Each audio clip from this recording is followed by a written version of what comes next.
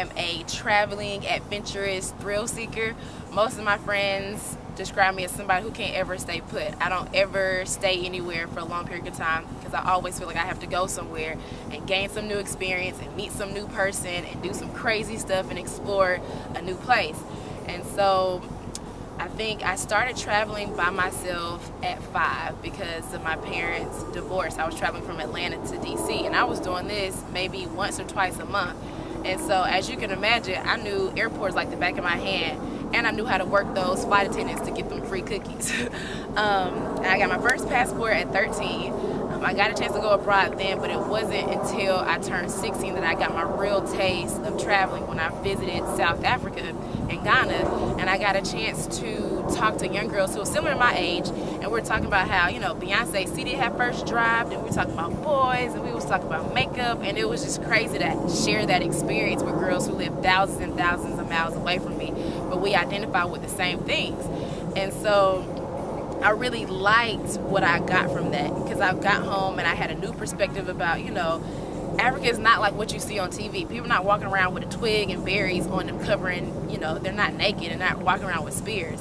And so a couple years after that, I got a chance to go to Costa Rica, and that's when I realized how adventurous and crazy I was. I remember driving on some dirt road, and there was a lady with a stand, and she had tarantulas in a box, and I was like, we gotta stop because I want to get a picture with these spiders on me. So I had my little sister was with me. I had her use a throwaway camera, and she put the spiders on both of my arms, and I'm like shaking like, oh my God, hurry get this picture, because I'm scared of spiders just like the next person, but I'm like, I gotta get this picture. And it was just an amazing, crazy experience, and I was like, I'll do anything for the thrill. Like, it's a rush that I get. And I remember zip lining and, you know, being on a Tarzan road with like 50 feet drops under me, but, you know, it was just cool. That's what I just like to do, is like the thrill and adrenaline rush. And so a couple years after that, I got a chance to go to Nicaragua on a business mission trip, and I got to teach small business owners about flow charting, brainstorming, and accounting.